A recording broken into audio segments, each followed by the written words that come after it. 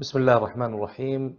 In this lecture, we are going to have an overview for the topics to be covered in the exit exam for mechanics of materials. So the topic will be covered in the exit exam for the mechanics of materials are the following: the shear and moment diagram, stress transformations, and Mohr circle. Stress and strain caused by load, example axial, bending, torsional, and shear load. Also, the stress and the strain caused by temperature changes, combined loading. We need to know the combined loading, and we need to know the deformations. Also, the column buckling will be covered in the exit exam. So we will take each topic and just give you a very brief information on each of these topics. Shear and moment diagram. So the shear moment diagram shows you the internal, once you construct the shear and moment diagram, or you have a shear and moment diagram constructed for you, that means I can have the information of the internal shear force and internal moment at every point in the beam.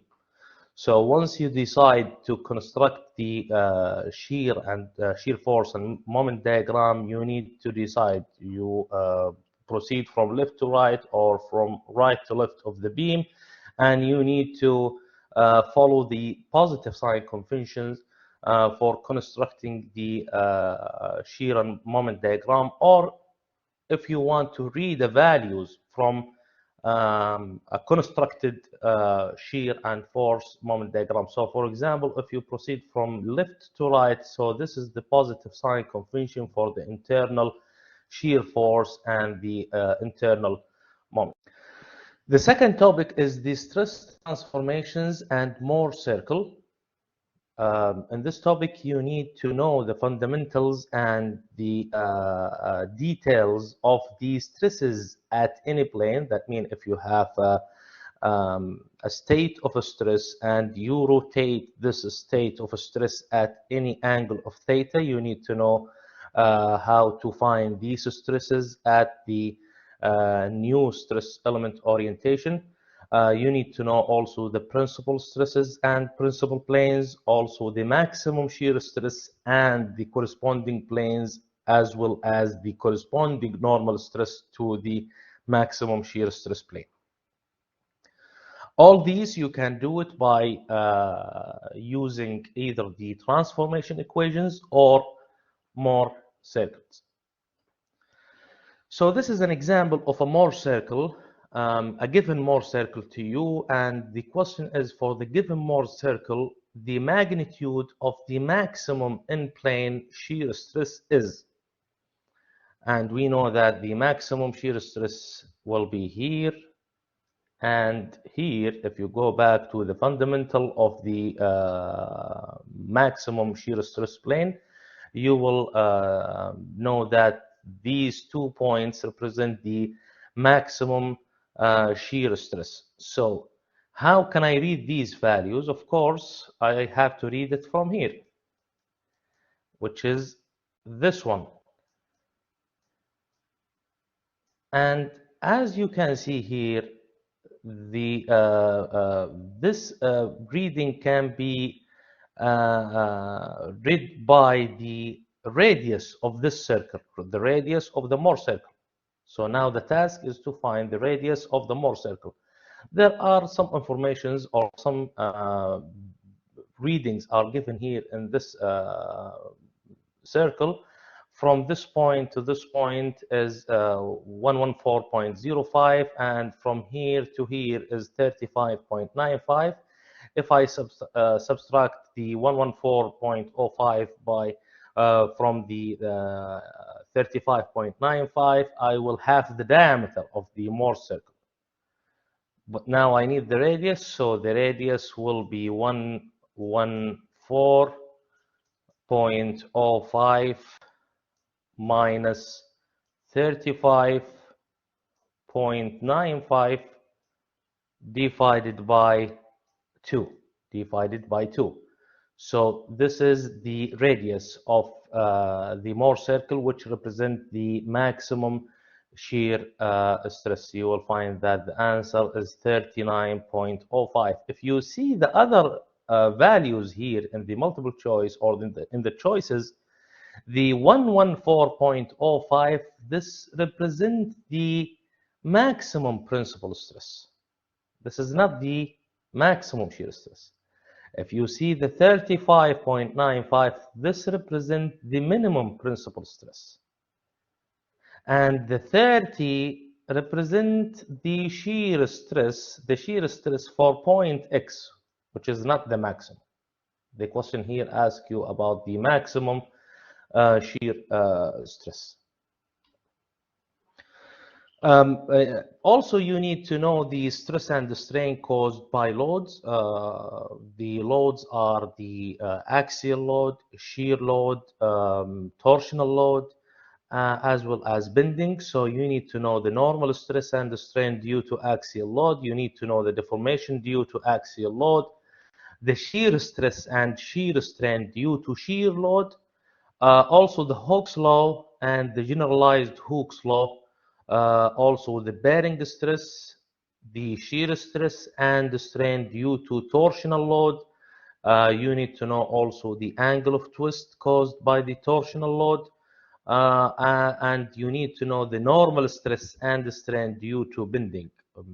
Also, in the topic of bending, you need to know the curvature and the radius of curvature.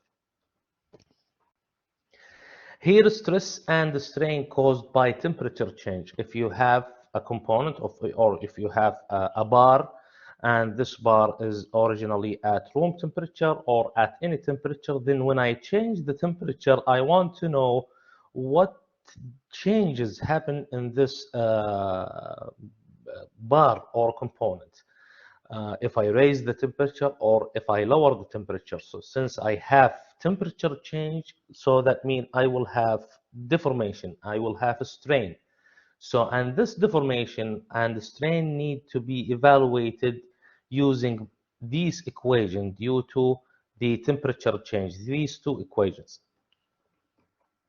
So let's take this example. This bar AB has original length of L, and we increase the temperature, so that means I will have a delta T. Since I have a delta T, I have a temperature change, I will have a deformation. And this can be evaluated, the deformation, the value or the magnitude of the deformation can be evaluated by using this equation, which is the alpha multiplied by delta T multiplied by L. Alpha is the coefficient of thermal expansion, delta T is the temperature change, L, which is the original length. If you want to find the strain due to temperature change, it is alpha multiplied by delta T, which is alpha is the coefficient of thermal expansion and delta T is the temperature change. Combined loading, you need to know and you need to know how to deal with component or structure undergoes a combined loading. What does combined loading mean? That means I will not have only pure axial load or pure moment or only pure torsional load. Sometimes I have a bar under axial load and bending and torsion. So I need to deal with something like that. So this is the combined loading. So let's take an example of combined loading question.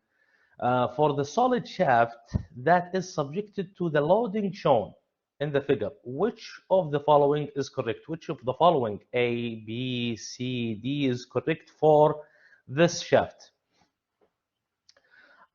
First of all, let me see this shaft. This shaft undergoes a torsional load and P equal 800, which is a transverse load. Now let's take it one by one. Let's take it from the end, D. the load P, which is the 800, caused a shear stress at point A.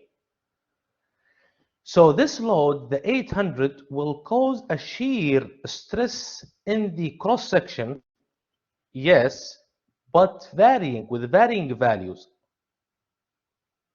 With varying values, that means start with 0 at this point and 0 at the lower point, but maximum at point B.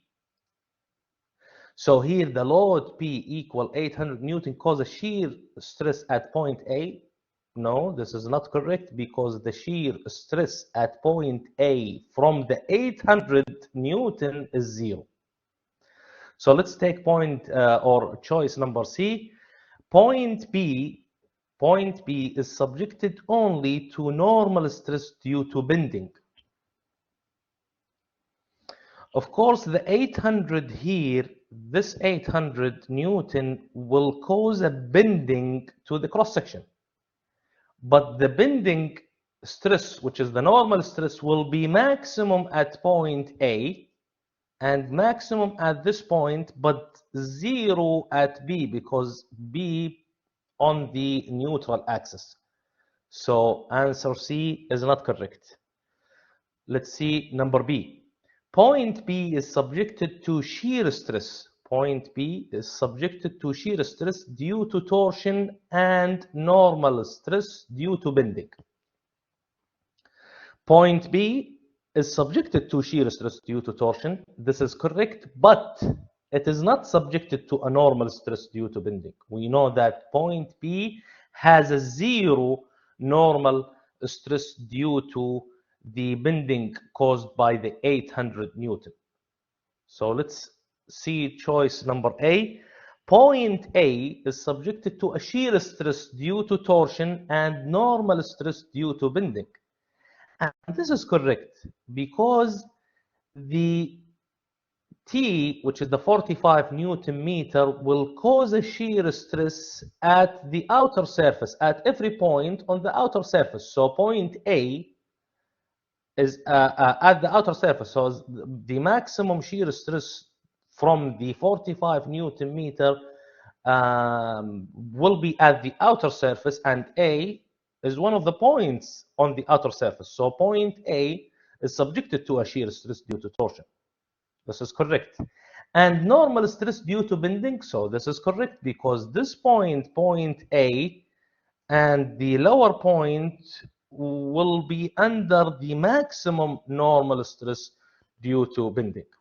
So here the correct choice will be choice A. Also, we need to know the deformations.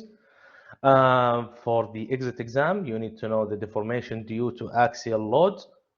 You need to know the shear strain due to shear load. You need to know the deformation due to torsional load. Also, you need to know the deformation due to bending, also the deflection and slope of beams. The last topic that you need to know for the exit exam is the buckling. In the buckling, you need to have the knowledge and the fundamentals of the Euler's formula for pin-ended column. Also, the extension of the Euler's formula to the columns with other end conditions. So you need to know how to find the critical load, you need to know how to find the critical stresses, and you need to know the fundamentals of the critical load and critical stress and how to deal. The last topic that you need to know for the exit exam is the buckling. In the buckling, you need to have the knowledge and the fundamentals of the Euler's formula for pin-ended column. Also, the extension of the Euler's formula to the columns with other end conditions. So you need to know how to find the critical load, you need to know how to find the critical stresses, and you need to know the fundamentals of the critical load and critical stress and how to deal with with column under centric loading, and you need to know also how to find the factor of safety for the columns under a centric load. So you need these information for the buckling. So I hope this lecture is useful for you, and good luck.